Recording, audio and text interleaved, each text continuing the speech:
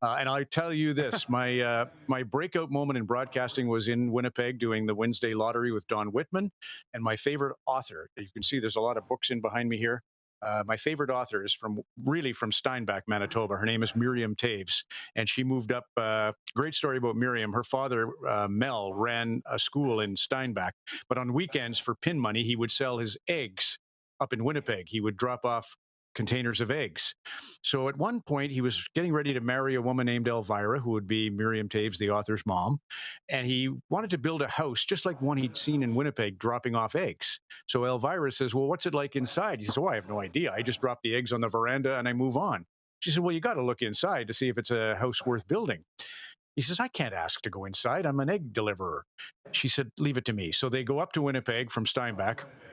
She knocks on the door and says, do you mind if we have a look around? My husband here, Mel, wants to build a home just like this in Steinbach, and it will be our new wedding gift.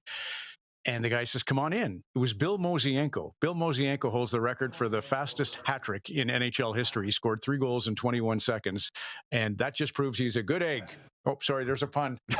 Get ready for the Rod Pedersen Show.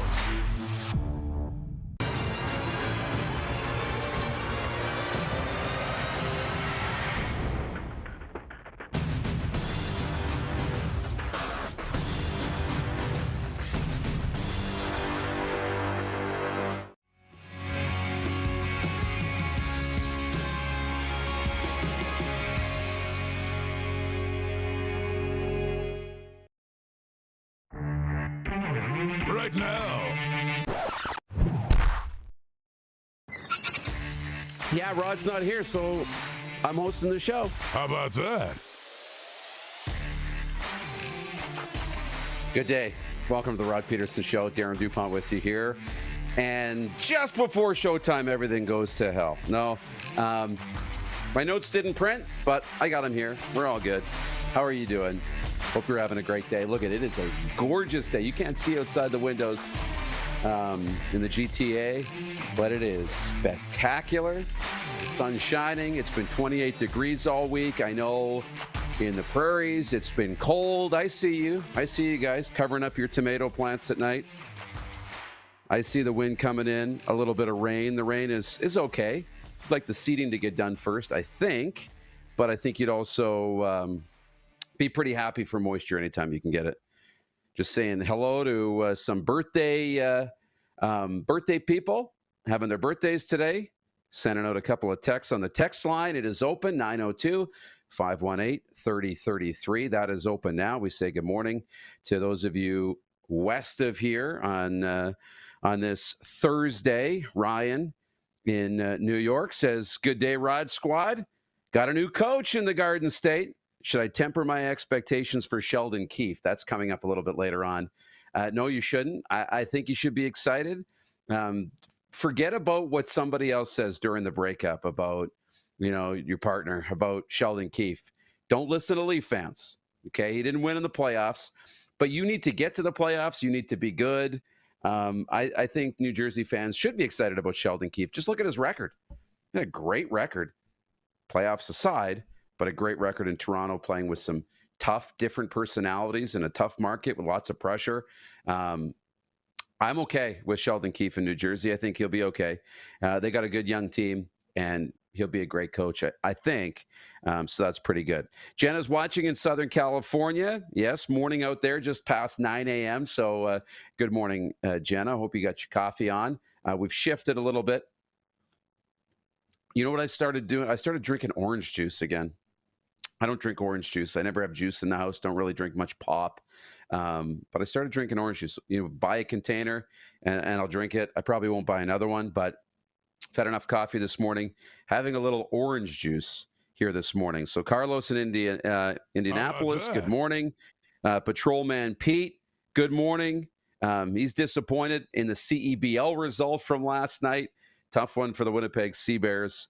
We'll have that coming up a little bit later on as well in the sports update. So good morning, good morning, good morning. BW says busy day ahead. Yes, it is a very busy day ahead here on the show. Game 1 last night, watched all of it. Rangers and the Florida Panthers. It was great. I thought it was really exciting. Again, you're getting down to the Final Four. think the games are always going to be good now.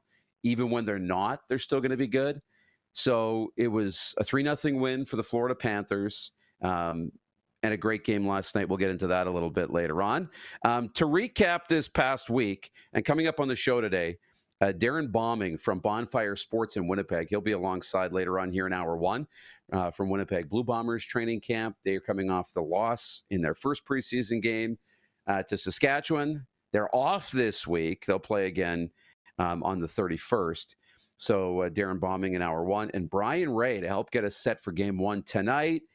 In the Western Conference Final, Brien Ray is from Bally Sports. He's out of Dallas, and he'll get us set for the Stars and Oilers. That coming up in hour two. It's been a really good week, especially with Rod being away. Had a good chat with Rod this morning. He doesn't really know what to do with taking a day off. Here's a guy who does not take holidays. He just doesn't know how to take holidays. But that's the Saskatchewan roots, too. Even when we take days off from work, it's to work, right? You take holidays from your 9 to 5 to seed, help seeding, or to help with harvest, or to shovel grain, or to, you know what I mean? It seems like we take holidays from one job to do another, and that's just the roll up your sleeves, Saskatchewan mindset. And so Rod's having a little trouble taking the week off, I think, but he's earned it. I hope he enjoys it, and we look forward to next week when he's back in the chair, no doubt, and I'm sure you guys do too. And the numbers will jump right back up when Rod's back. Everybody's waiting for him to come back, but I appreciate those of you who are hanging around this week on Rod's off week. It has been a really good week. We are now 64 days from the Paris Summer Olympic Games. Yesterday, great conversation with Devin Haru from CBC Sports. If you missed yesterday's show, go back and watch it. It's up on YouTube now. You can find the video from Devin. I tweeted it from my own Twitter account at Darren DuPont. Really good conversation. And if that doesn't get you excited for Team Canada at the Olympics, not much will. If you're looking for more and this show's not enough once we're off the air and you still need more ahead of game one between Dallas and Edmonton, go back on our YouTube and watch the conversation with Alan May from Tuesday. Unbelievable stuff. From Alan May on Chris Knobloch, on Evan Bouchard, on Paul Coffey, and a little bit on Craig Berube. Actually, a lot of really good nuggets on the Craig Berube hiring in Toronto. We got more on that, actually, coming up in the sports update as it relates to the Calgary Flames and Craig Berube. So stick around for that. Another thing I saw after the game was over, I could not sleep last night. Once that game was over, for whatever reason, and I tried everything to sleep last night. I couldn't do it. So it got me watching YouTube. I was on social. I watched a movie. And did you guys hear this? Happy Gilmore 2 is coming out. We don't know when, but Happy Gilmore 2 is coming out. They're going to make a second movie. So I was watching a little bit of Adam Sandler. He was on Dan Patrick this week talking about it. Apparently, they're still working on a plot, working through a script. I don't think there's a release date yet.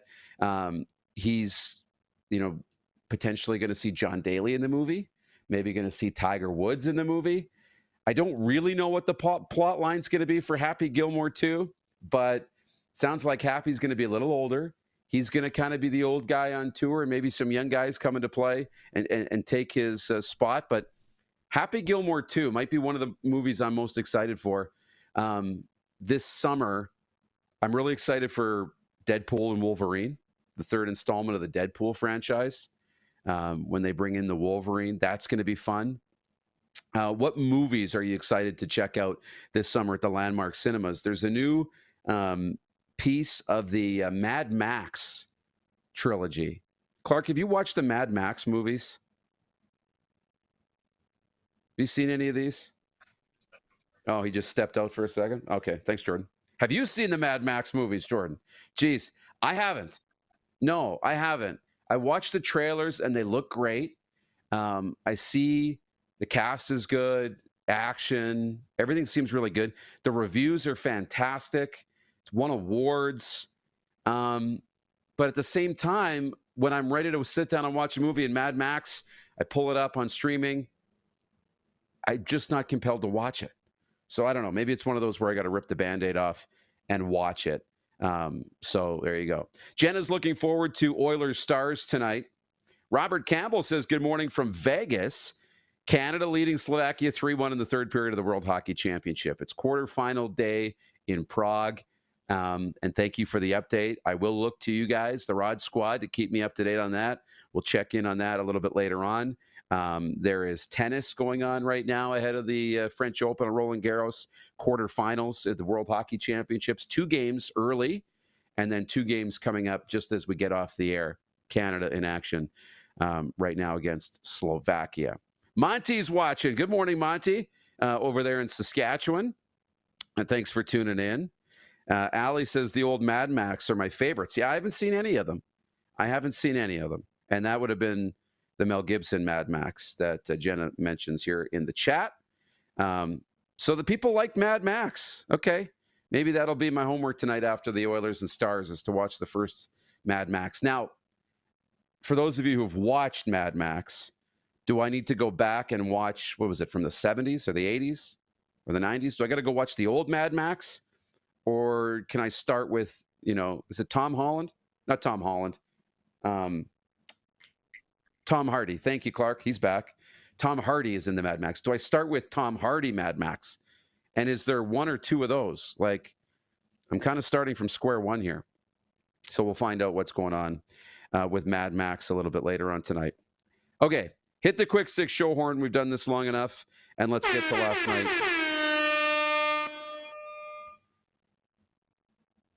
Okay, it is Noni's birthday. We sent her a text on the text line, 902-518-3033. So happy birthday, Noni, and hope you're watching. Hope you're having a great day.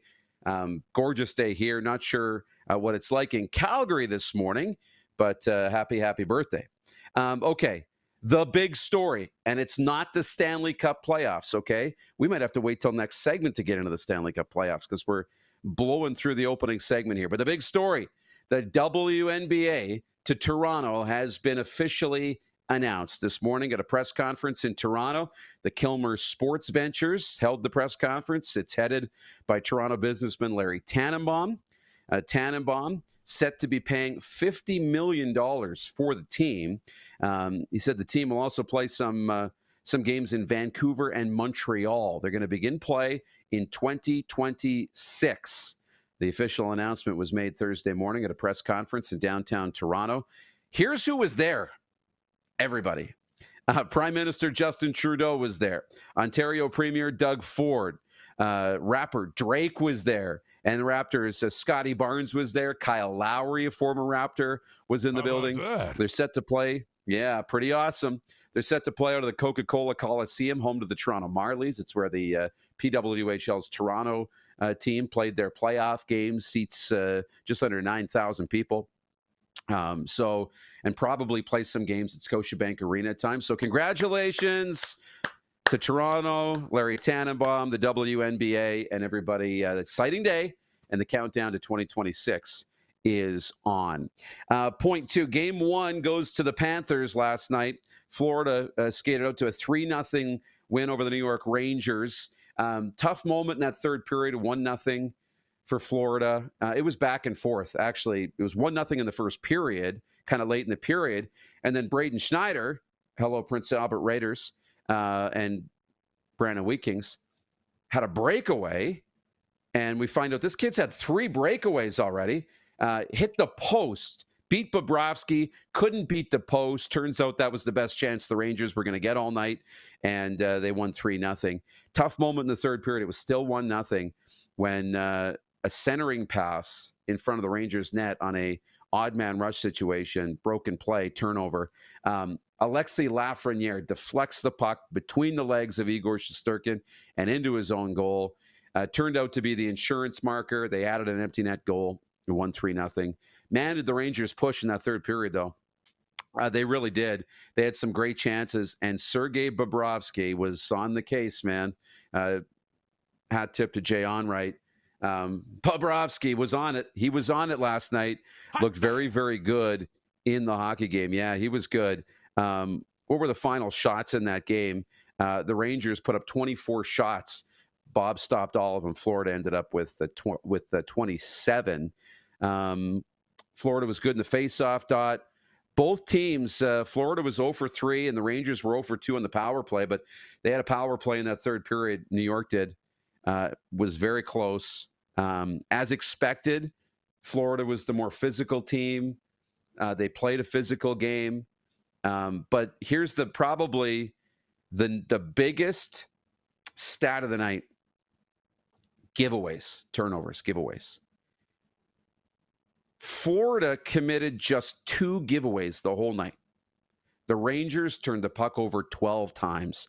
If they're going to win and come back in this series, they can't turn the puck over, especially to the Florida Panthers, who got goals from Matthew Tkachuk, Carter Verhaeghe, and Sam Bennett. So all the guns were rolling. Tkachuk added an assist as well on Sam Bennett's goal in the third period, the empty net goal, his third of the playoffs. So interesting opening night. I don't think the Rangers are going to fall quickly in this series. I don't think they're going to wilter. I think it's going to be a really great series, and it will resume tomorrow night. Almost up against it here in hour 1. But that was Wayne in Victoria writes in on the YouTube feed, says that was a great hockey game last night, and Shesterkin kept the game close throughout. It could have been worse. Yeah, it could have. It could have been worse, but Bob was great too. So there you go. Monty wants to know the Moose Jaw Warriors are playing tomorrow night. Yeah, the Memorial Cup opens tomorrow night in Saginaw, Michigan. The Warriors will be on the ice. They'll play the hosts, the Saginaw Spirit, and we'll have a full Memorial Cup preview tomorrow. I know it's Football Friday tomorrow, but we will have a full Mem Cup preview tomorrow. Game 1 tonight in the National Hockey League. We're going to get to that coming up on the other side of a timeout. NHL awards continue to be handed out. That's coming up. Blue Jays won. And we still want to talk about those. I want to go through the sports Emmys as well. And we're going to talk about the Oilers' depth. That's coming up. And Darrin Bauming in this episode of the podcast, in this hour on Game Plus TV, Darrin Bauming from Bonfire Sports in Winnipeg is coming up as well. The RP Show just getting started here on a Thursday. So fill up your drinks, your coffee, or if you're like me, you're having a little orange juice, and settle in. We're just getting started. Okay, watching on the RP Show on Game Plus TV, YouTube Live, and on the podcast, Apple and Spotify.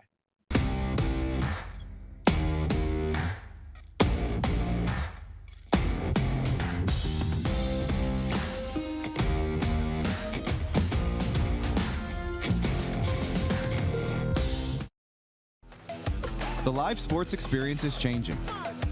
Teams and facilities are under pressure to provide online and in-venue entertainment. IKS Live has the right team to deliver. We provide service across North America.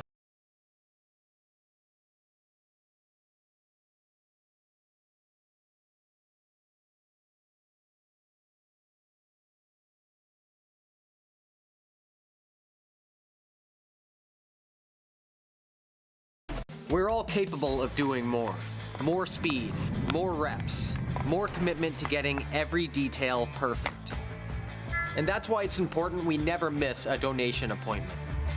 Blood and plasma donors are needed every day in Canada to support thousands of patients that rely on Canada's lifeline. We're asking you to join the Hockey Gives Blood Partners for Life team. Join today by downloading the Give Blood app or book online at blood.ca/HGB.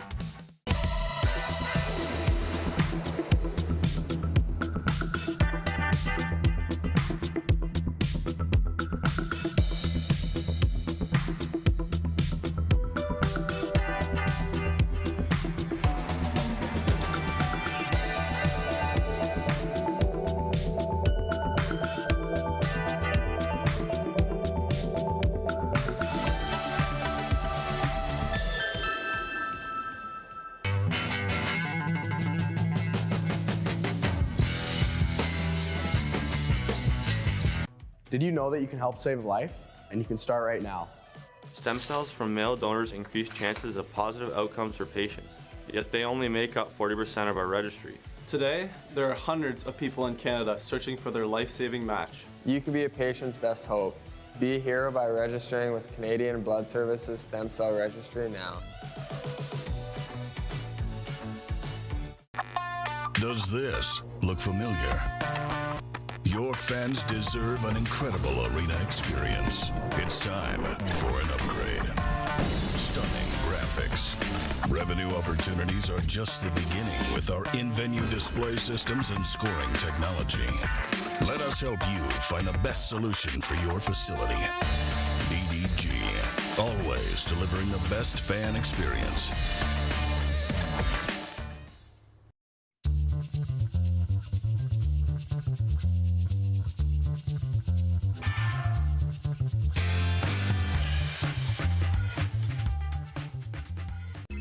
Text 902-518-3033. 902-518-3033. Pick up your phone and text RP, that's Rod Pedersen. Text 902-518-3033. Here's how your business can be a part of Canada's fastest growing sports talk show.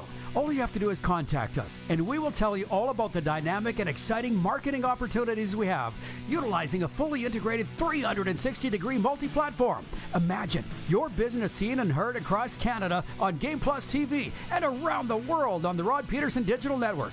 You will use one of the most overused expressions in sports. You gotta be kidding me. Get your business involved. Contact the Rod Pedersen Show today. Hey, honey, can you get one of the kids to show me how this Twitter thing works? Honey, I need to get on Instagram. Time for more of the Rod Pedersen Show. Welcome back into the RP Show. Finding out in the commercial break that I got to watch the old Mad Max movies, so I appreciate that. But I don't know if you've seen the new ones. I kind of feel like I want to start there, but I don't know. Patrolman Pete wants to write in on the WNBA. Toronto is so funny it ignores sports unless it's part of the American League. If Caitlin Clark played for the U of T, she'd have had the usual 250 fans a game. But then she wouldn't be Caitlin Clark if she played for the U of T. You know what I'm saying? Sometimes it just is what it is. Okay, it's a chicken and egg. Media versus, the actual games and all the rest.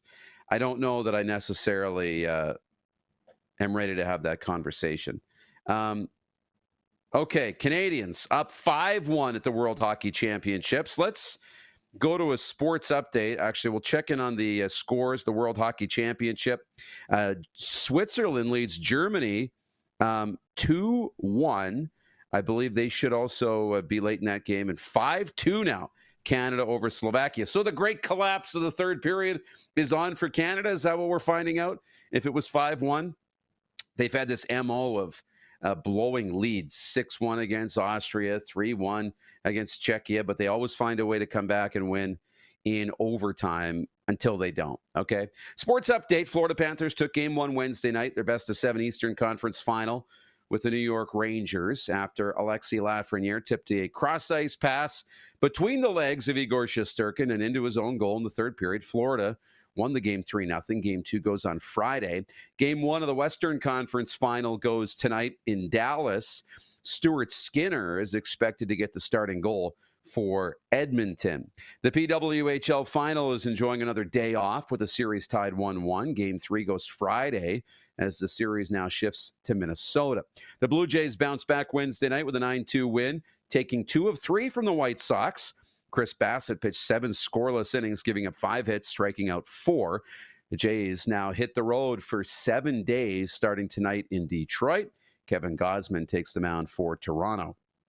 To the CEBL, the Saskatchewan Rattlers knocked off the Winnipeg Sea Bears 94-86 Wednesday night to open their season. Tonight in the league, Montreal visits Vancouver. You can watch the CEBL here on Game Plus. The Calgary Flames, and here, listen up, hockey fans and Leaf fans, the Calgary Flames have parted ways with assistant coach Mark Savard. Savard joined Ryan Huska's staff after 2 years as coach of the Ontario Hockey League's Windsor Spitfires. Now, there were reports last week that Mark Savard could join Craig Berube's staff in Toronto. Don't know if that's imminent or not. but something to keep an eye on nonetheless. In the NBA, the Dallas Mavericks edged the Minnesota Timberwolves 108-105 Wednesday in Game 1 of the Western Conference Final. Did not watch it last night.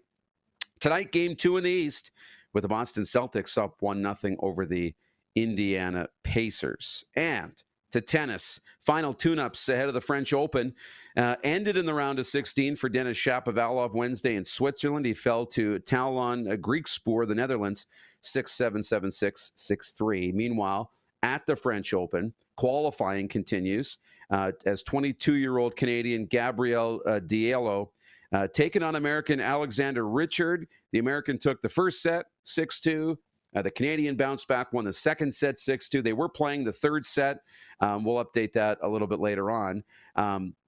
Roland Garros, the French Open, starts on Sunday. Now, Felix Auger-Aliassime is the 21 seed going in, but there's a couple of notable matchups on the men's side. The draw was announced this morning. Stan Wawrinka will meet Andy Murray in the opening round. Should be fun. And Rafael Nadal, in what is expected to be his final appearance at Roland Garros, he drew the number 4 seed in Alexander Zverev for his opening round match. This is not something that Nadal is used to. He's 7-4 this season as he's coming back from injury in what's expected to be his final year on tour. On the women's side, Canadian Rebecca Marino lost her second round qualifying match, so she's not going to the French Open. But a couple of youngsters are 21-year-old Leila Annie Fernandez. She plays on Sunday, and 23-year-old Bianca Andreescu has drawn an opponent from Spain. So there's your sports update. It's brought to you by Landmark Cinemas. Watch for Deadpool and Wolverine coming up in theaters this summer. How about that? Get your Landmark Extras membership today. What is up in the YouTube chat? What's going on with Tina Turner? Tina Turner was a legend. Anybody know what's going on with Tina Turner? And why she's showing up in our YouTube chat? Tina Turner passed away a year ago, so maybe it's the 1-year anniversary. I just seen Tina Turner mentioned in our comments here. Predictions on the game tonight. Randy from the Peg, 5-2, I think, but I'm not sure who you're talking about.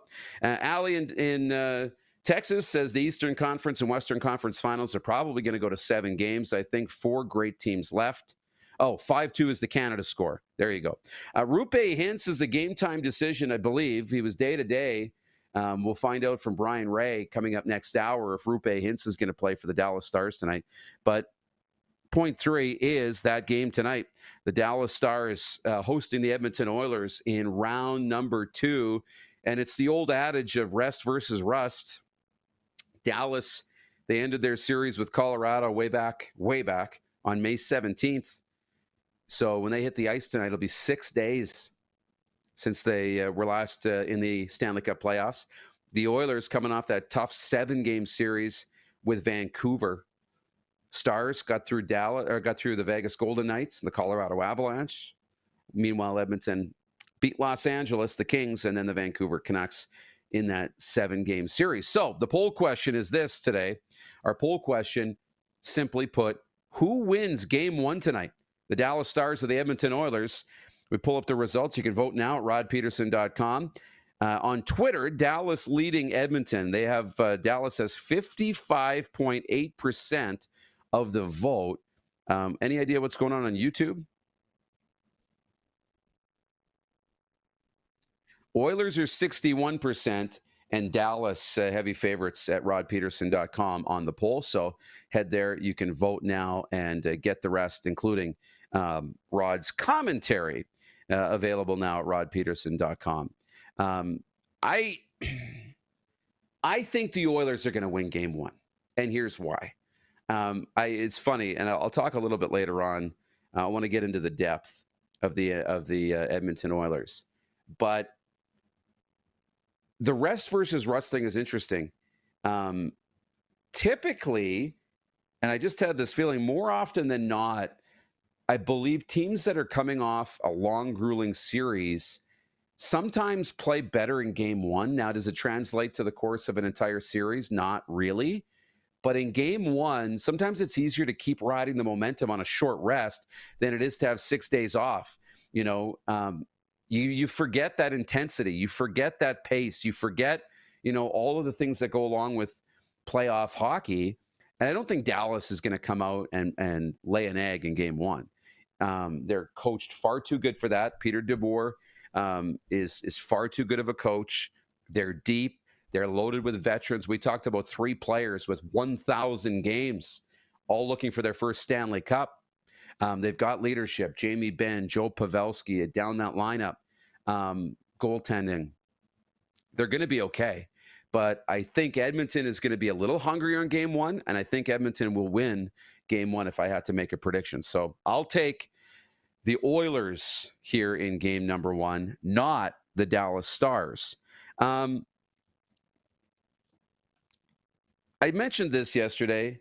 I said the Oilers have sneaky depth, and we don't talk about their depth enough because what's coming up most when predictions on this series are coming out and people are talking about Dallas versus Edmonton, they say the Stars have all the depth. Dallas has the depth. Their depth will kill Edmonton. Edmonton doesn't have enough depth. And, on paper, I think I look at it too and talk about how deep Dallas is. And yes, I think Dallas is a deeper team than the Edmonton Oilers. I do. But Edmonton has sneaky depth. I think they have depth that people don't recognize. And I pulled some of the playoff numbers to kind of highlight that a little bit. I talked about yesterday, if Ryan Nugent-Hopkins can get going at a consistent level and find that pace, I like Edmonton's core four. And we don't talk about it, right? With Draisaitl and McDavid, that's all we talk about. But you're going to add Zach Hyman. You have to add Zach Hyman into that conversation. Leads the team in goals, past the 50 goal mark this season. That was no small feat. Zach Hyman has turned into a great all-around player and a goal-scoring machine for the Oilers. He's always factoring in. So if you look at McDavid, Draisaitl, Hyman, and the Nuge, I like it. You could put Evan Bouchard into that mix and be really, really comfortable. So here's the deal. I looked at the Oilers and the Dallas Stars. Okay, number of players with at least 10 points, double-digit points. The Stars have 3. The Oilers have 5. One of the Dallas is a defenseman. Only 2 forwards in double-digit points. Dallas with 3, Edmonton with 5. At least 2 goals. At least 2 goals. Dallas has 9 players with at least 2 goals. The Oilers have 9 players with at least 2 goals in these playoffs. Goal scorers, period. The Stars have 16 players who have found the back of the net in these playoffs. Edmonton, 13. So close. Players with at least 5 points in the playoffs. Dallas has 9.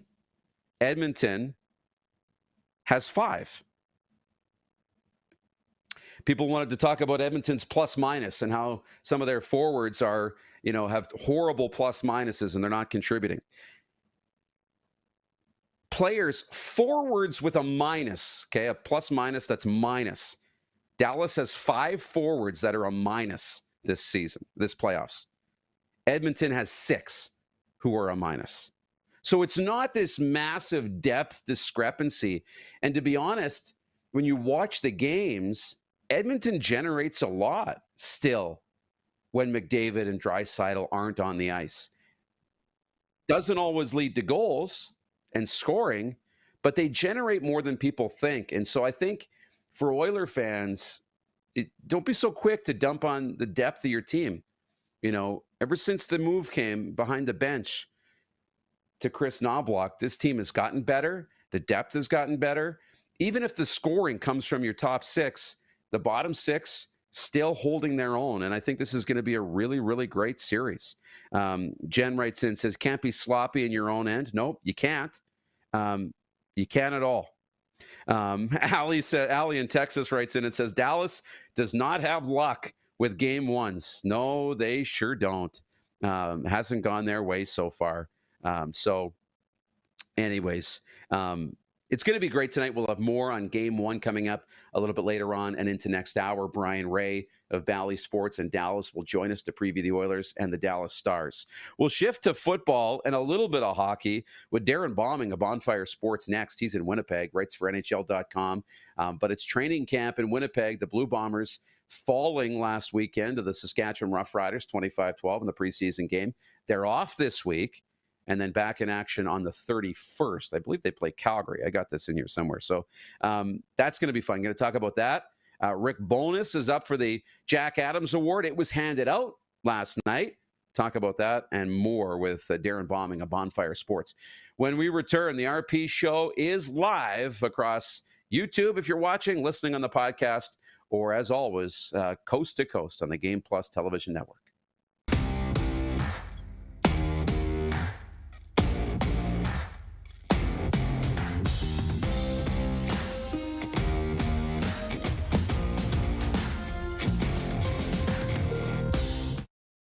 IKS Game Day wishes to congratulate the city of Estevan and Affinity Place on their brand new center ice display.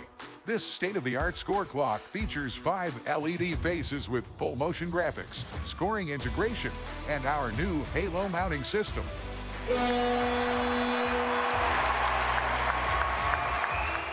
If it's time for an upgrade, let us show you how to deliver the best fan experience. You can find us at IKSGameDay.com.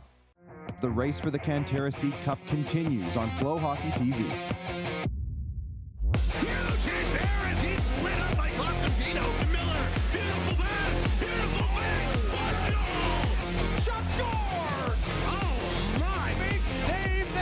The SJHL playoffs are on. 60 minutes and who wants it more? Follow the race for the Cantera Seeds Cup on Flow Hockey TV.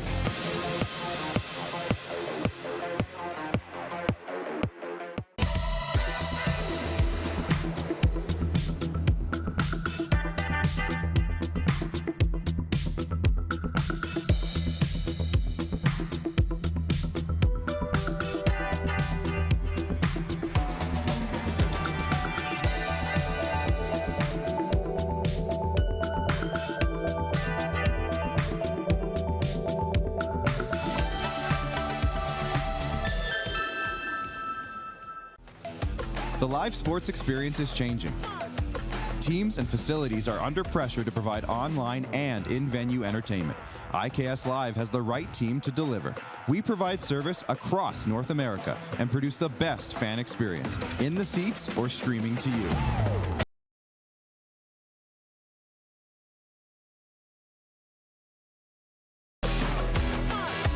IKS Live continues to bring you the best seat in the house.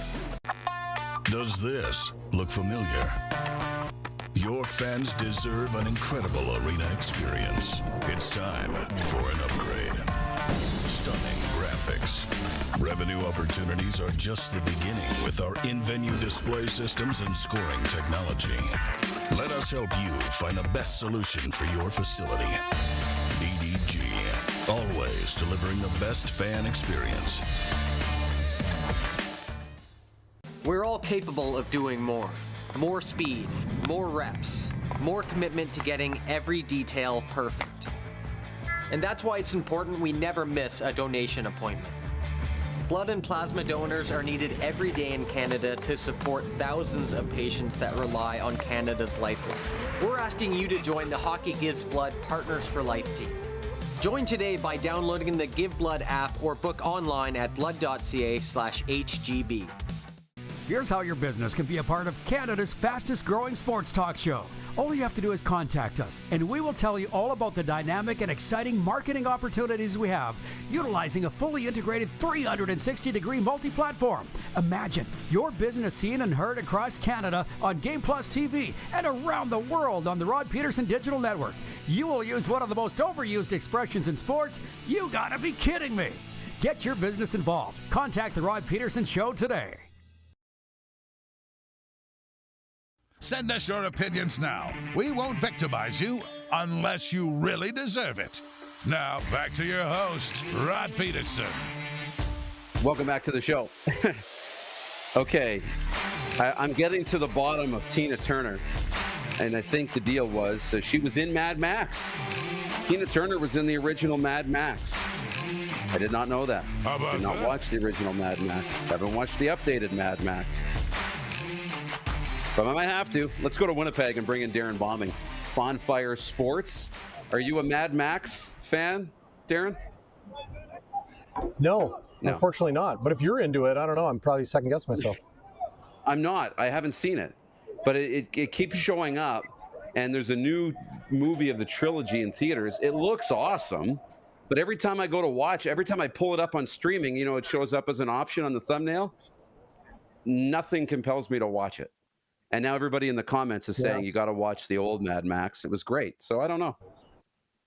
I love good movies, right? But they're like the last thing I think about. Like I got buddies that they're pulling off, quotable lines of their favorite movies from like the 90s and that sort of thing. And I'm like, I have no idea what you guys are talking about. But then I watch the movie and I'm like, oh my God, that's like the funniest thing of my entire childhood. So I don't know, I guess I got too many dumb sports statistics stuck in my head. I know. Look, it's great to see you, and we'll all be back on the show. Bonfire Sports. That's awesome. We're tuning in. We're watching. You guys look great, and it seems like it's growing every day. What's the latest from Winnipeg Blue Bombers training camp? Yeah, it's kind of business as usual here, right? Over the last couple years, it's been, okay, they're back from another Grey Cup, and they won 2, they lost 2, but been to 4 straight, and it's like, okay, these veterans are back, these all-stars are back, these coaching staff is back. It's kind of just been business as usual for the last few years. It's probably just how head coach Mike O'Shea wants it, right? The conversation when you talk to people in the West or the East across Canada is, the Blue Bombers are getting old, and can the bodies hold up, and are they actually the odds-on Grey Cup favorite as they seem to be every year? Are they actually? And I mean, the age will eventually creep up, and it will potentially bite them. But this is what I do know. General Manager Kyle Walters has been, in my opinion, the best executive in this league for the last half decade. Drafting incredibly well, adding the right free agents, letting other free agents go, whether it's due to cost or performance or that sort of thing. He seems to have made most of the right decisions. And the scouting staff, Danny McManus, Ted Gavaya, who are tapped almost perennially to be a GM in other CFL markets every winter. They're in the conversation for those things. Those guys are still putting in incredible work down south, across Canada and U Sports, to bring in that depth, to bring in that next, heir apparent, if you will, for some of those older guys. Yeah, well, 2 of the guys that aren't back and holes to fill, Jamarcus Hardrick now with the Saskatchewan Roughriders, and Demario Houston's with the Calgary Stampeders. So on either side of the football, how do they plan to replace those 2 All-Stars? Yeah, they hit some bad luck just the other day as Jamal Parker, who stole Winston Rose's job late last season at corner and started in the Grey Cup. He went down to injury and is on the 6-game injury list to start the season. It sounds like he's going to be a while. So it's not just losing CFL interception leader Demario Houston. It's losing a couple of those guys. They did get Tyrell Ford, a Canadian, obviously the twin brother of Trey Ford, the quarterback of the Edmonton Elks. They got him back from the NFL. He was with the Green Bay Packers, was amongst their final cuts in training camp in 2023, and kind of waited around for another NFL opportunity after that. Didn't come to fruition. He's here and looking like he'll start as a Canadian at corner. So, they got a whole crop of guys here that they're hoping to add to a very talented defensive backfield. 2 CFL All-Stars in Evan Holm, and for my money, a top 5 player in this league, regardless of position, Dietrich Nichols. Offensively, you mentioned Jamarcus Hardrick. What he misses, like what Winnipeg will be missing from him on the field, I think is matched or even overcome by what he brings off the field. The energy, the enthusiasm, the kind of leadership by camaraderie, picking guys up in the end zone and carrying them to the sidelines after a touchdown. The way he gets fired up inside the locker room, during the games, on a Tuesday afternoon at practice, following a bye week. It's incredible what he brought to this team on and off the field. But Winnipeg still has Patrick Neufeld, the Saskatchewan native. They have, future Hall of Famer Stanley Bryant. Chris Kolinkowski was an all-star at center. They have to replace Jeff Gray, a Winnipegger and Canadian starter at left guard. They've got some Canadians that have been waiting in the wings to fill that spot. Coincidentally, Jamarcus Hardrick goes to Saskatchewan. It's going to be a former Rough Rider left and right tackle, Eric Lofton, who is very likely going to step in for Jamarcus Hardrick on that offensive line. Overall, you add Chris Streveler to an offense that had, the West Division MOP in Brady Oliveira and a quarterback like Zach Collaros with Dalton Schoen and Kenny Lawler. I don't know if there's a team as talented on offense as Winnipeg is. It's going to be fun to watch, and I'll be really curious to see how they decide to use Streveler, and no doubt they will. We saw glimpses of everything he's expected to bring to the table in that preseason game over Saskatchewan. Actually threw the ball pretty well, but also, was their leading rusher for the Bombers in that preseason game. Love to see it. Quickly, what can you tell me about Anthony Bennett? I know he was released, the former Regina Ram, just because I'm a big fan of his, but he was released from camp. Yeah, and it was a surprise, obviously, first-round draft pick of the Blue Bombers just back in 2023. I made some phone calls, was trying to figure out what was going on, and it's like, okay, it's something medical, something injury, that sort of thing. And then Mike O'Shea, kind of out of character, just straight up told us, he's hurt. He's still around. We see him here at the facility at the newly coined Princess Auto Stadium. He's in good spirits and definitely still in the plans for the Winnipeg Blue Bombers this year. Love to hear that because great kid. He's got an infectious energy and good to be around for sure. You mentioned Streveler. The other thing I noticed, and this is just kind of fun, but 3 Down Nation has Weston Dressler's article at the top of the page. I don't know if you saw this. Hasn't said and won't commit to who he's going to go into the Hall of Fame with. Weston Dressler is going to go into the 2024 class September 13th at Tim Hortons Field in Hamilton. He hasn't said if he's going to go into the Hall of Fame as a Saskatchewan Rough Rider or a Winnipeg Blue Bomber. He really loved those final seasons ending his career in Winnipeg. So make a case on why Weston Dressler should go into the Hall of Fame as a Winnipeg Blue Bomber. Yeah, I mean, it's the Hall of Fame. It's beyond the Saskatchewan market and the Winnipeg market, right? So ultimately, it's going to be up to Weston Dressler, and very deserving first ballot guy, right? Like, he was just so impressive and so consistent and so professional every single year he played in the CFL. If I had to make a case for him to go in as a Winnipeg Blue Bomber, it would be that he was part of a real important and significant transitional phase of this franchise. He was part of that Mike O'Shea culture rebuild that started in 2014. 2013 was a disaster, the first season in this new stadium in Winnipeg, where the team went 3-13, or 3-15, whatever it was. It was just an awful year where they didn't know what was coming next. Weston Dressler, Matt Nichols, were some of those guys that were the foundational pieces of the offense as they tried to kind of right the ship. It was the addition of Adam Bighill and Willie Jefferson and Andrew Harris that really brought this team over the top and to their first Grey Cup championship in 29 years back in 2019. Weston obviously wasn't part of that team. He had retired at that point already, but when you talk about leadership and character and the type of person Mike O'Shea is looking for in a Winnipeg Blue Bomber player, Weston Dressler embodied that and so much more. Yeah, unbelievable. And, he'll make his choice and he'll have fun with it, but definitely deserving of going into the Hall of Fame. And we're going to look forward to that. Yeah. Look, we only got a couple minutes here before we got to let you go.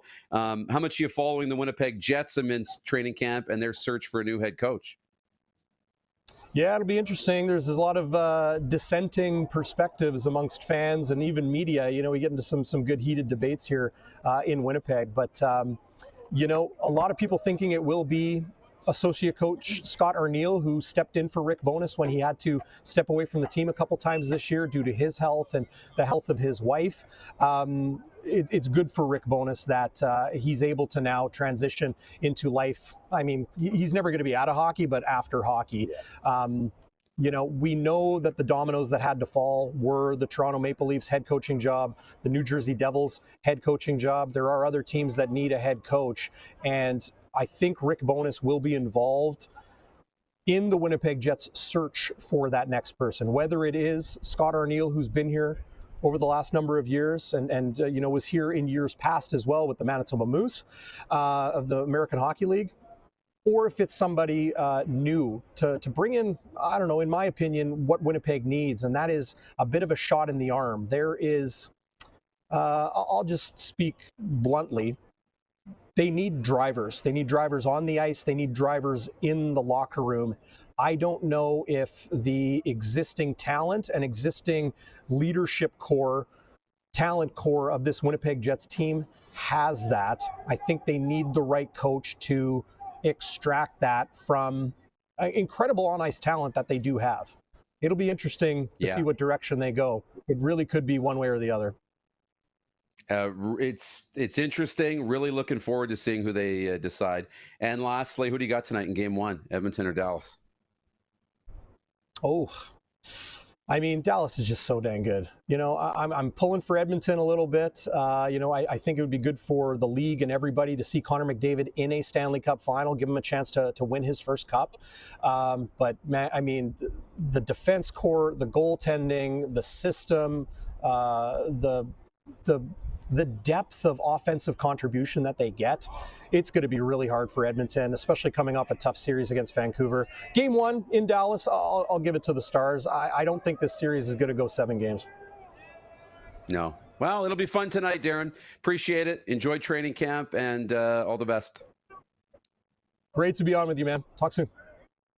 Darrin Bauming, Bonfire Sports. Great stuff. Find him on YouTube, pregame, postgame, all of the Winnipeg Blue Bombers coverage, and he writes for NHL.com. Okay, let's step aside. Final segment in hour 1, and this section of the podcast coming up next. You're watching the RP Show on the Game Plus TV network.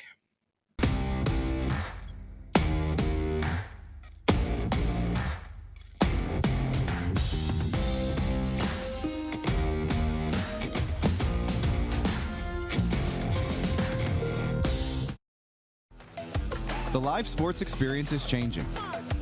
Teams and facilities are under pressure to provide online and in-venue entertainment. IKS Live has the right team to deliver. We provide service across North America and produce the best fan experience, in the seats or streaming to you.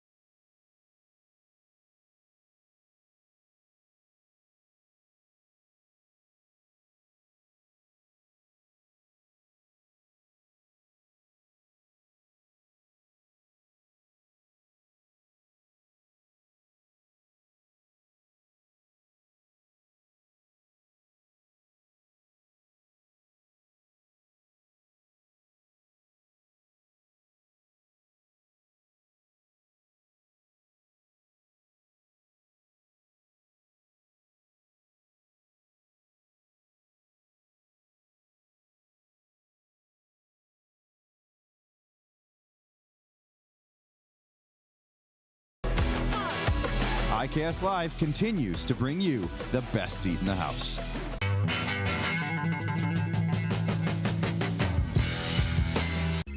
Text 902-518-3033. 902-518-3033. Pick up your phone and text RP, that's Rod Pedersen. Text 902-518-3033. Business owners and marketers. Okay, we know you think we're pretty cool. That's why we want you to share in the coolness factor. Partner with the Rod Pedersen Show and market your business every weekday to sports lovers just like yourself. Take advantage of our many cost-effective commercial and promotional opportunities. Tell the world about your business. Yes, the world. Thanks to Game Plus TV and the Rod Pedersen Digital Network. Contact us today and find out how you can be a part of Canada's fastest-growing sports talk show, The Rod Pedersen Show. Right now. Yeah, Rod's not here, so I'm hosting the show. How about that? How about that? Welcome into the RP Show, and welcome into this hour of the podcast. I'm Darren Dupont in for Rod Pedersen, who is away. He is taking a well-deserved week off. Man, has he earned it.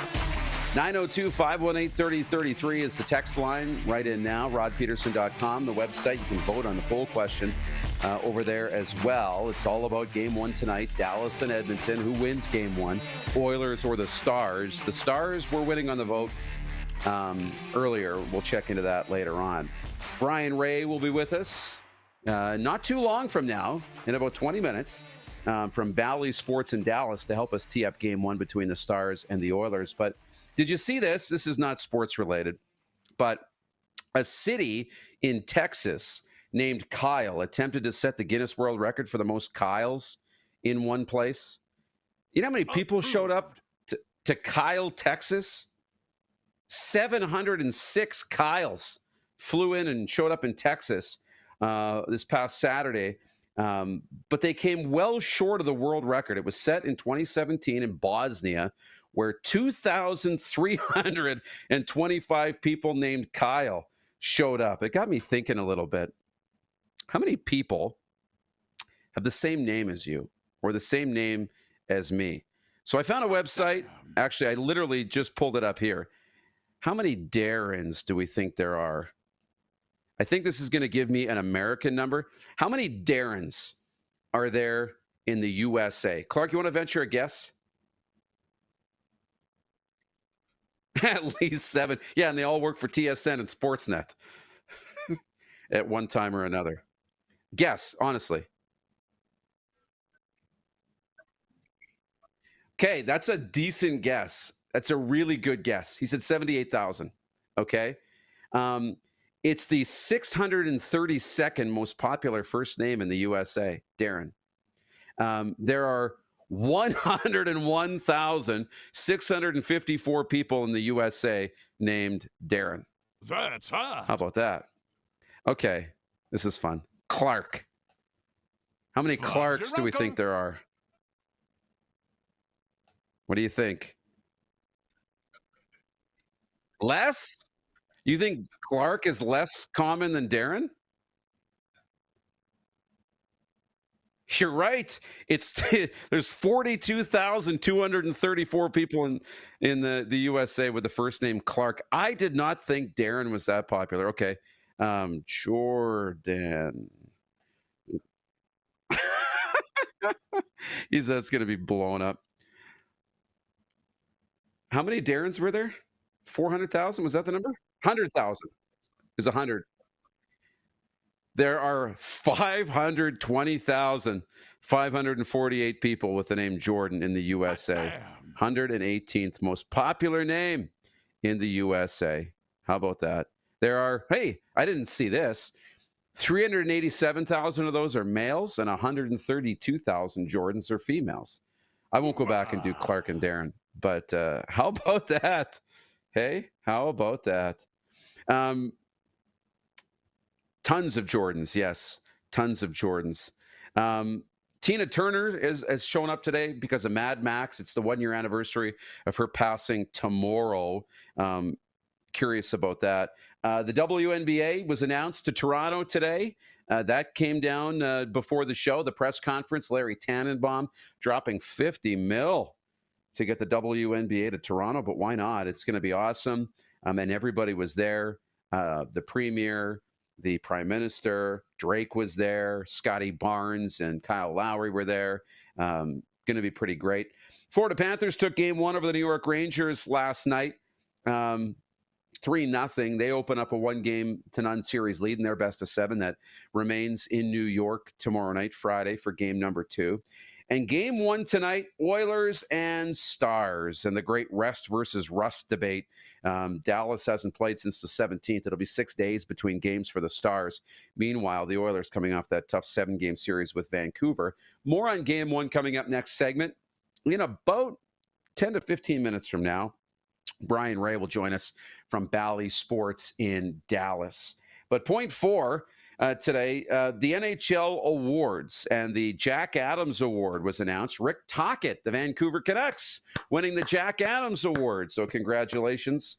Rick Tocchet was announced a landslide as the Jack Adams Coach of the Year winner in the NHL.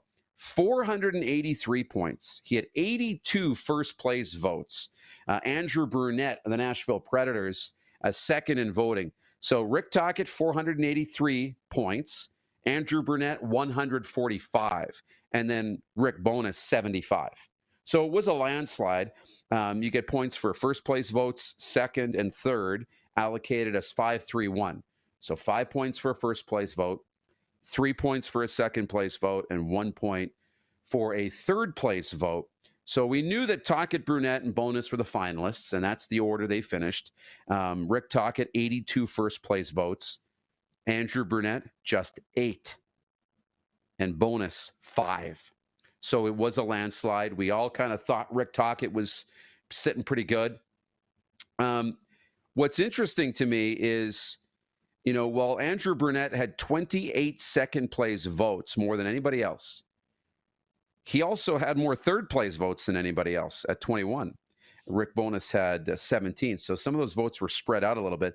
So pretty clear, Rick Tocchet 1, Andrew Brunette 2, and then it gets muddled a little bit.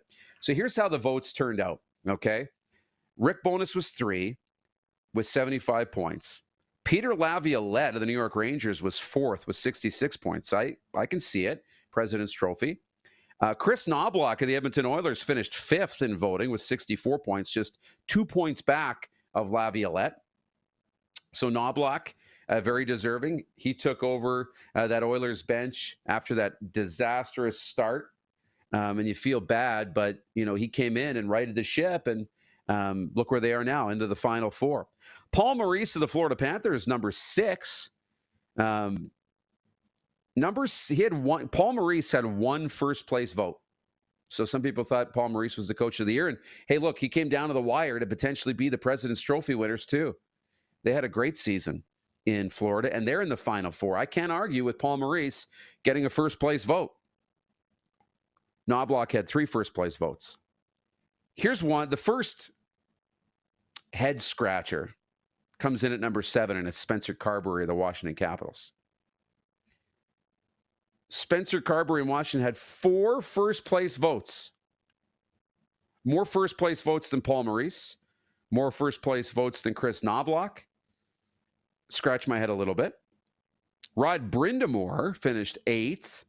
I can see that. Another great team. They were one of the betting favorites to win the Stanley Cup coming into the playoffs. 4 first-place votes for Rod Brind'Amour. Jim Montgomery in Boston didn't have a single first-place vote. They were, again, almost the President's Trophy winners, back and forth, at least in the division, with Florida, right down to the final week of the regular season to be the division winners. He didn't have a single first-place vote. Spencer Carberry had 4.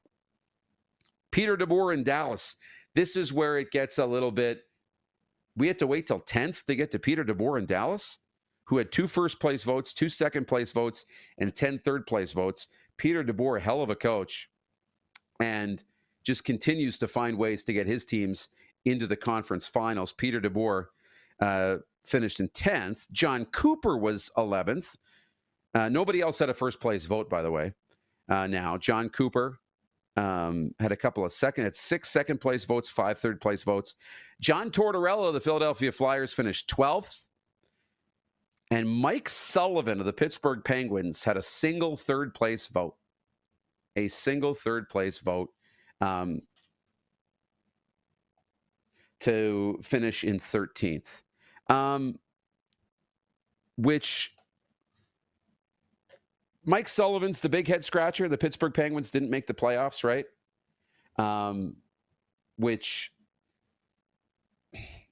I don't know how Mike Sullivan's the coach of the year or even the third coach of the year. And we like Mike Sullivan, I think. Penguins fans may agree or disagree, but you had some talent. I don't know that Mike Sullivan was the coach of the year. You look at coaches who weren't on this list. Sheldon Keefe wasn't on this list. Clark, do you think Sheldon Keefe deserved more votes than Mike Sullivan or John Tortorella or John Cooper? You know, once you get to John Cooper, Peter DeBoer, Jim Montgomery, these are all teams that, you know, great coaches. And you can have a debate. But Spencer Carberry, they just got into the playoffs, the last playoff spot, and then were promptly swept. Now, the vote happened before the playoffs. But he got a vote. Patrick Waugh didn't get a vote. The New York Islanders, but Spencer Carberry did, and Mike Sullivan did. Nothing for Sheldon Keefe. By comparison, the Washington Capitals had 91 points. The Islanders had 94. The Penguins had 88. And Toronto had 102. Not a vote. So that's really interesting. To the Western Conference, no mention of Jared Bednar, 107 points. His name's not on the list. I look down. I mean, you look at Hiller, who's the coach now with the LA Kings. They had 99 points, and he was just re-upped. No mention. How about the Vegas Golden Knights? 98 points. When most of your roster was hurt all year and you didn't think you'd get into the playoffs, they found a way to get into the playoffs. No mention of the coach of the year. So there's always, you know what, there's always going to be 2-3 guys that get some votes for certain reasons. Maybe they do a little bit with not as much. And again, no real argument because most of them, they got it right. I think the only one, Brind'Amour, I think, you know, a little bit higher. And Peter DeBoer, probably have Peter DeBoer a little bit higher on my list. But here's, you know, I was really curious about the NHL awards. And if you are as well, wondering, they're announcing all these awards. And this isn't brand new, but they're announcing the awards over the course of 6 weeks.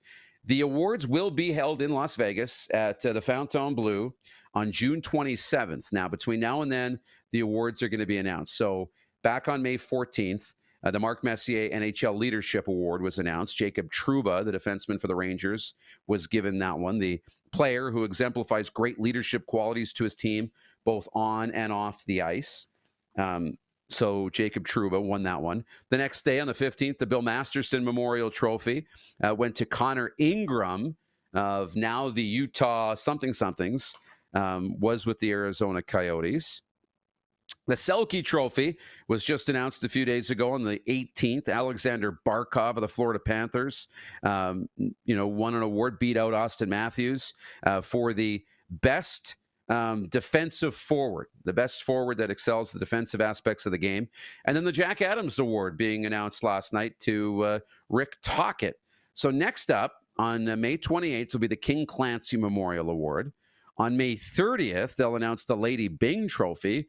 Austin Matthews, Elias Pedersen, and Jacob Slavin are the finalists for the Lady Byng Gentlemanly Player. On June 10th, they'll announce the Jim Gregory GM of the Year Award. And who might be the GM of the year? That's an interesting one, especially when you look at, the NHL standings. Is it the Dallas Stars? How about Chevy in Winnipeg? Keeping that core together, making the right moves, signing Hellebuck and Scheifele. And the year that they had, 110 points. Barry Trotz in Nashville, they had that incredible point run. You look at Vancouver and what they've been able to do. Now, Rick Tocchet gets a lot of credit. I don't think you're going to see a lot of people saying Ken Holland should be the GM of the year, but they were second in the division. There's some interesting candidates for GM of the year. And then on the 27th, award night, again in Las Vegas, they will live announce the Calder Trophy. Connor Bedard, Brock Faber, and Luke Hughes are the finalists. The Hart Trophy, Nikita Kucherov, Nathan MacKinnon, Connor McDavid, that'll get announced on award night. The James Norris Defenseman of the Year, Quinn Hughes, Roman Josi, Cale Makar are the finalists. Then the Ted Lindsay as well, Nikita Kucherov, Nathan MacKinnon, Austin Matthews, and the Vezina, Bob, Sergei Bobrovsky, Thatcher Demko, and Connor Hellebuck. I'm really interested in the Vezina. That might be the biggest race for me, the one I really can't decide who is going to win that one. Very, very interesting. So that's the update on the awards and why you're wondering why some awards are being announced and then the big ones will come all on the June 27th in Las Vegas live. Brian Ray is coming up next from Bally Sports in Dallas to preview Game 1 of the Stars and the Oilers. I talked about the depth of this Dallas Stars team, and that's what we talk about. And we talk about the lack of depth for the Edmonton Oilers. I'll read this one more time. Players with double-digit points in these playoffs, 10 or more. Dallas has 3. Edmonton has 5. Players with at least 2 goals. Dallas has 9. Edmonton has 9. Goal scorers, period. Players with at least a goal. Dallas has 16. Edmonton has 13. And players with at least 5 points. Dallas has 9. Edmonton has 7. It's not as big of a discrepancy as everybody's making it out to be. You look on paper, Dallas has more depth than Edmonton. I think that's an edge. Goaltending, we say, is an edge. Depth, we say, is an edge. Edmonton, obviously, with McDavid and Draisaitl, high-end, power play special teams, very strong for the Oilers. And then people want to talk about the plus-minus. Well, Edmonton's bottom 6 are all minus. Forwards who have a minus. Edmonton has 6 players, 6 forwards that are a minus. Dallas has 5. So it's really not this massive discrepancy. We'll ask Brian Ray about that and what he thinks is going to happen tonight and throughout this 7-game Western Conference Finals series, which gets underway in Dallas here this evening. More coming. That's next here on the RP Show. You're watching on YouTube Live. You're listening on the podcast. And as always, we are live across the Game Plus television network.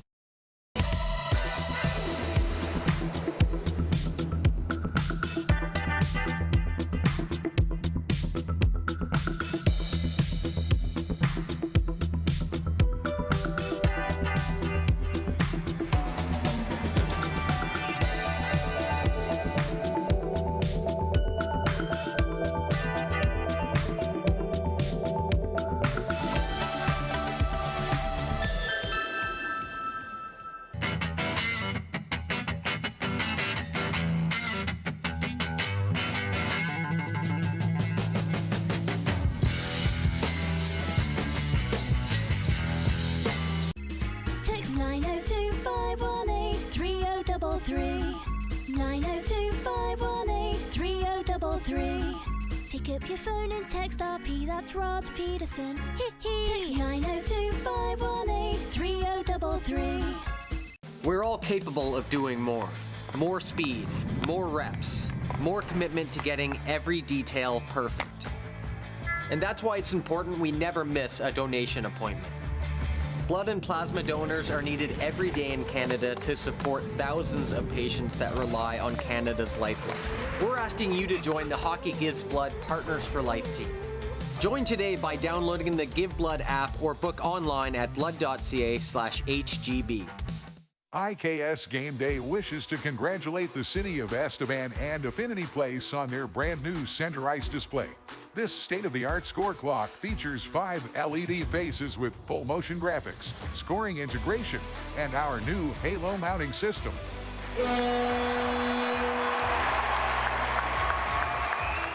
If it's time for an upgrade, let us show you how to deliver the best fan experience. You can find us at iksgameday.com. The live sports experience is changing. Teams and facilities are under pressure to provide online and in-venue entertainment. IKS Live has the right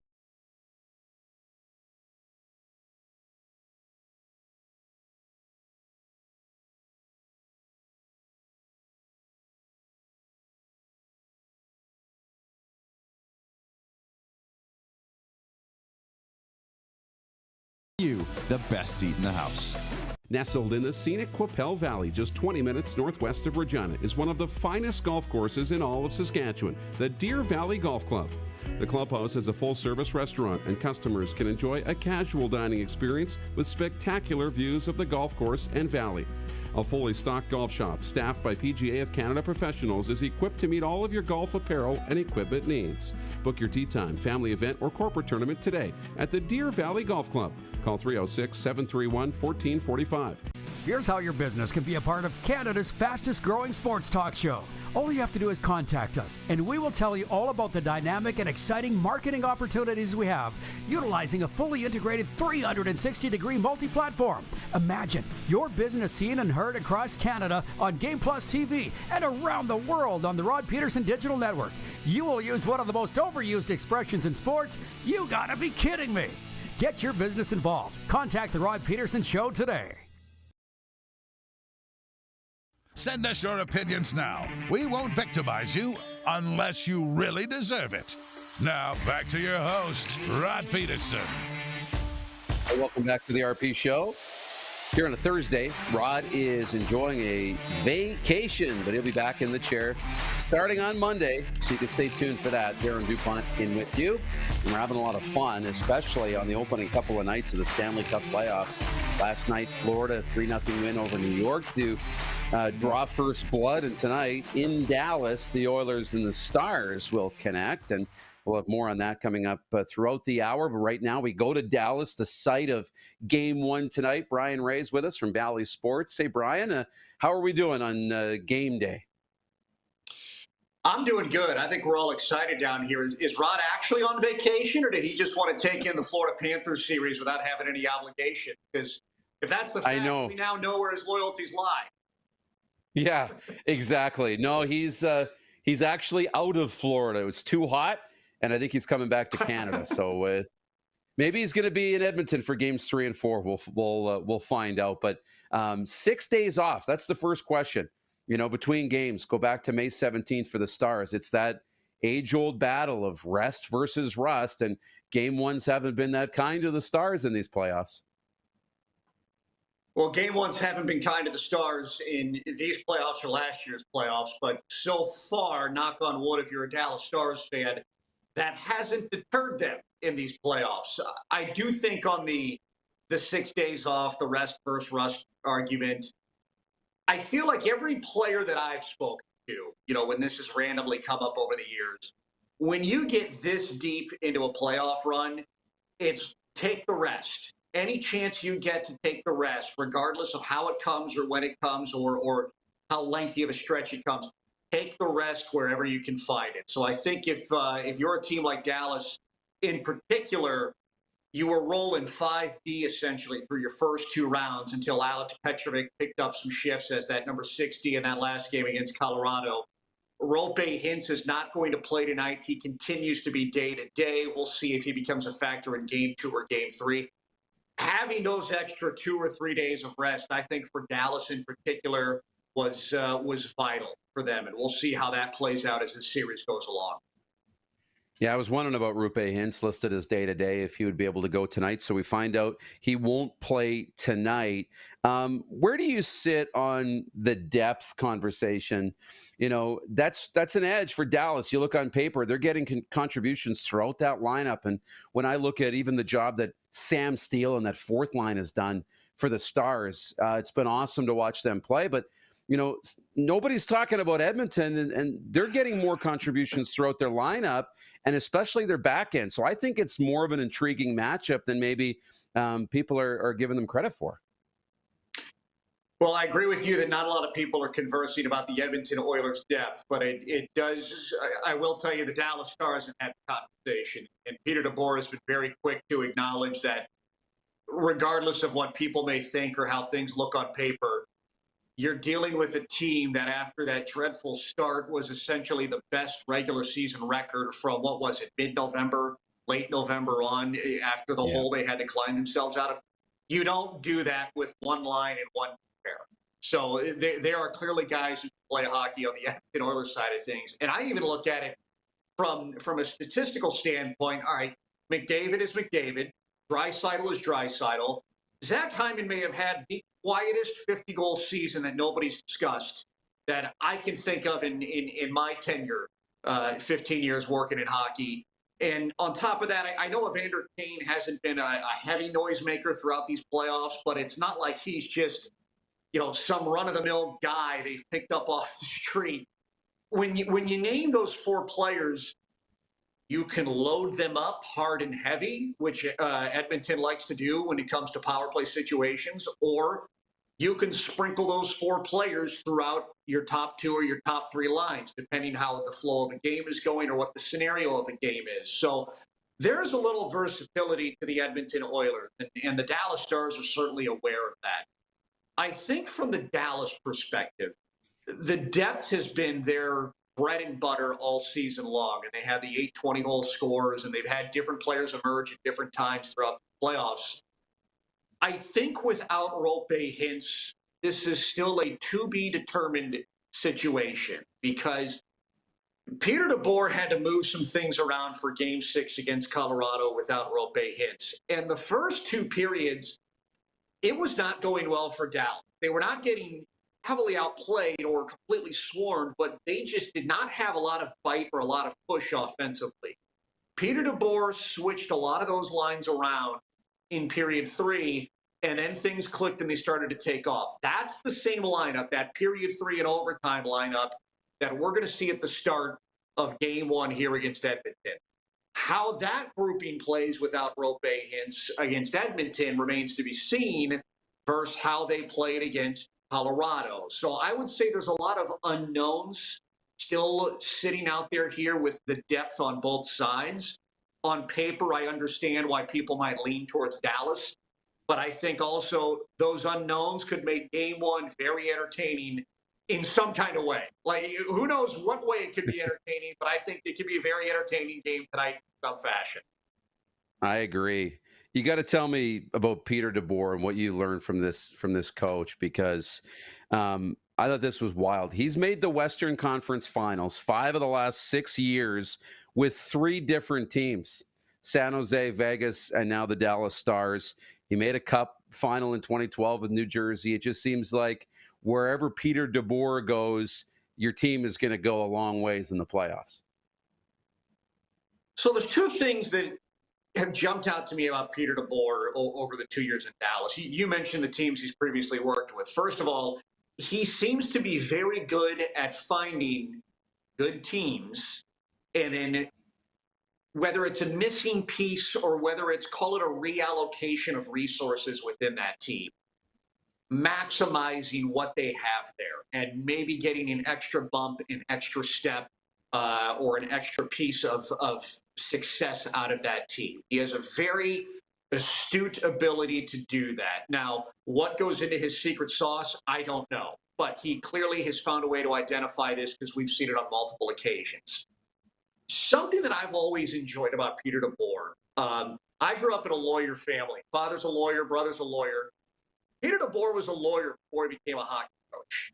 And whether it's his demeanor, whether it's the way he presents certain pieces of information, I would imagine the way he communicates with players and identifies a game plan, there's something about that lawyer mentality of you never want to reveal too much. You only want to reveal just enough to get the result you need. Or you never go into a situation without knowing what the other side is thinking. Because every question you ask, you should already know the answer to. I have this feeling that mentality has bled itself into the way he coaches hockey and the way he manages hockey teams. And it seems that players gravitate, appreciate, or understand or get a full connection to Peter DeBoer by the way he does things. And obviously it has led to a great deal of success on his part. And I would imagine more success is coming now, whether it comes in this year's playoffs or more wins as a regular season head coach and into the playoffs, we'll see. But I just, for me, there is something about that lawyer mentality that I think that he has brought into hockey coaching probably. And there's a lot of aspects that he has found a way to pull the most out of a case or a game in these situations. You mentioned, Zach Hyman, a quiet 50-goal season. How about Peter DeBoer? I mean, we pulled up the Jack Adams voting results last, 10th. Like I get Knobloch, right? And this situation, it's like Dallas's depth, not talking about Edmonton's, and we're talking all about the job Chris Knobloch done, but nobody's talking about Peter DeBoer. He's a guy who just quietly goes about his business, crushes it, and doesn't get any recognition. Well, I think part of that's coaching in Dallas. Like it's the Dallas Stars. This market, it can be on a bit of an island within the NHL, and I'm not saying that in a people don't cover Dallas enough type thing. Look, it's a double-edged sword. Playing in Dallas, you're going to lose some of the spotlight. You're going to lose some of the recognition. But also playing in Dallas, you get to enjoy a really nice lifestyle without that spotlight and without that heat off the ice and away from the rink. That's just the reality of playing in a market like this. I would imagine it's much of the same in somewhere like Florida or Carolina. Anaheim is not a sexy team right now, but it just happens. With the 10th place finish in the Jack Adams voting, I had a similar thought you did when I initially looked at it. But then I started looking at everybody on the list and, okay, well, how does John Tortorella not get more recognition because of the expectations that came in Philly? I know they really hit the tank and fell off that wagon late in the season. How Jim Montgomery, what were the expectations for Boston after they lose Bergeron and after they lose Krejci, and they still won around in the playoffs and had the success? Well, shouldn't he get more recognition? There were all these different names. I'm like, well, Knobloch as well. When he came in and turned Edmonton around, how much of that was Knobloch or how much of that was the personnel at Edmonton finally playing up to their potential? I looked at a lot of the coaches and I'm like, man, I don't know if I would want to have a Jack Adams. Honestly, to try and pick 3 out of that group, because there's a pretty convincing case of overall storyline over the 82 games that each coach sort of pulled off to have really good seasons. I know. There really is. You got 100-point coaches. Sheldon Keefe, nowhere on the list, but Mike Sullivan was. Spencer Carberry was on the list. Bednar was 13th, and I thought that was kind of what. Carberry's ahead of DeBoer and Montgomery and Brindamore. So, I know. I don't think I would have wanted to have a vote either. It could be recency bias on some of that stuff, but it just goes to show there's a lot of really good coaches managing a lot in the NHL, and somehow we've had 18 or 19 turned over, or 16 turned over in the last year and a half. It's nuts. That whole galaxy of coaches is insane right now. I know. Before we let you go, tell me about Wyatt Johnson. We love him. And what a story this young kid's been really emerging in these playoffs. We've had a blast covering it. And we've covered this going back to last year when he was living with Joe Pavelski and still continues that thing. I actually think the more we're seeing this, because the Pavelski tenant-landlord storyline has been covered, quite a bit. The youth of him and this maturity beyond his age has been covered quite a bit. I actually think it's time to put a little props on, and Jim Nill was just announced as a finalist for the GM of the Year award again, but Jim Nill and the head of scouting, Joe McDonnell, to look at him with only 6 or 7 games of footage from the World Junior in his draft year because the OHL didn't play with COVID. And to somehow do that amount of research and find out what kind of player he was as a 15-year-old and a 16-year-old, and for Joe McDonnell to say, this is the guy. Jim, This is the guy. I'm staking my claim on him. Go get him. And then you find out what he's turned into. Was it a gamble? Yes. Were they a little lucky? Yes. Was a great deal of work and research put in to make the best decision possible in a gamble like that? Absolutely. And he's proving everybody right on the Dallas scouting side that thought he could be a special player. And talking with him on a day-to-day basis, he's just a really laid-back, low-key, good kid to talk to. I say kid because I'm 41 and he's 21, but he's just a good dude to talk to, and he deserves this. You know what he's put in, and clearly the approach he's taken, learning from Joe Pavelski and learning from everybody in that locker room. We're seeing the dividends pay off, and good people that approach things the right way deserve success, and we're seeing that from him right now, and hopefully there's more to come. I love it. Good people that do things the right way. Brien, enjoy game one tonight in this series. We appreciate the little preview. Same to you guys. Good to talk to you as always. Brien Wright, Bally Sports in Dallas, as they get set for game one. One of my really good friends is in Dallas, Cole, and he has tickets. He's at all the games, and I see all the snaps. It's buzzing in the building. It is going to be unreal tonight as they are in round 3 of the playoffs, and they welcome in Connor McDavid and the Edmonton Oilers tonight. More on that, and we're finally going to get to this, the sports Emmys. I've wanted to look at this list. I've resisted kind of going through it, saving it for here. And I think, Clark, tomorrow our poll question is going to be, which team will Weston Dressler go into the Hall of Fame representing? Riders or Bombers? That's going to be tomorrow's poll question. So remember that on a Football Friday. Jim Barker will be in, Matt Baker tomorrow. But more on game one tonight. We'll save football mostly for tomorrow. Okay, let's take a break and let's come back and reset. You're watching The Rod Pedersen Show, and you're watching it across the Game Plus television network.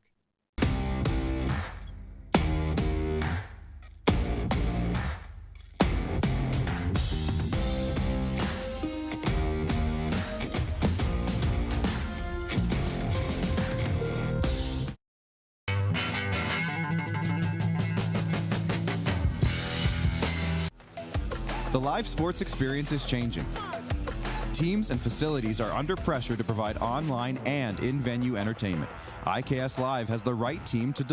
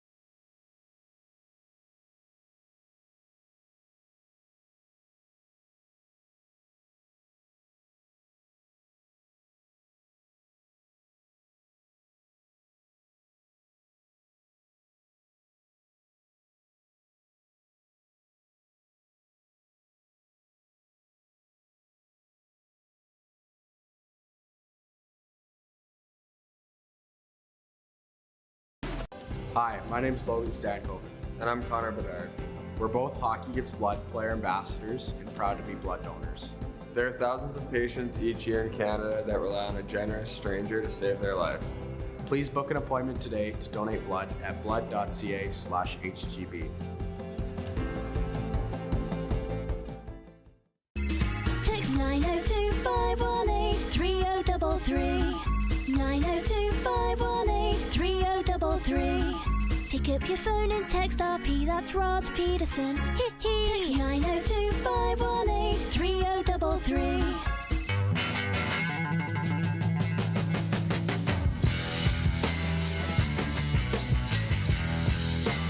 Here's how your business can be a part of Canada's fastest growing sports talk show. All you have to do is contact us, and we will tell you all about the dynamic and exciting marketing opportunities we have, utilizing a fully integrated 360-degree multi-platform. Imagine your business seen and heard across Canada on Game Plus TV and around the world on the Rod Pedersen Digital Network. You will use one of the most overused expressions in sports. You gotta be kidding me. Get your business involved. Contact the Rod Pedersen Show today. You got something to say? You want to add to the show? What are you waiting for? Don't just sit there. Say something. Now, back to the studio with Rod. Remember I told you I went to the printer? Had trouble printing all my papers? This is what we printed. I like it. Oh, yeah. Look at all that. Oh, my goodness. Don't strike me down. We killed a few trees today, and I didn't mean to. It was an accident. So I'll try and use this for scrap paper if I can. But let me get the 6 pages that I need for the final segment of the show. It's actually 7 pages, and we'll get rid of all those. To the text line, 902-518-3033. Lars is watching in Moose Jaw and says, hi, Darren. Lars from Moose Jaw. I may have missed it. Are you giving the Memorial Cup some love? Go Moose Jaw Warriors. Yes, go Moose Jaw. But since we are all across Canada, go London, go Drummondville, go Saginaw. I guess they're the U.S. component in Michigan. Yes, tomorrow we'll have a full Memorial Cup preview. Get you set for Game 1 tomorrow night, Moose Jaw and Saginaw. That game on TSN tomorrow night. Bob McAllister, NHL Network, no Emmy. Jackie Redmond went to the WWE. That could have been a part of it for sure. She's very talented and all the rest.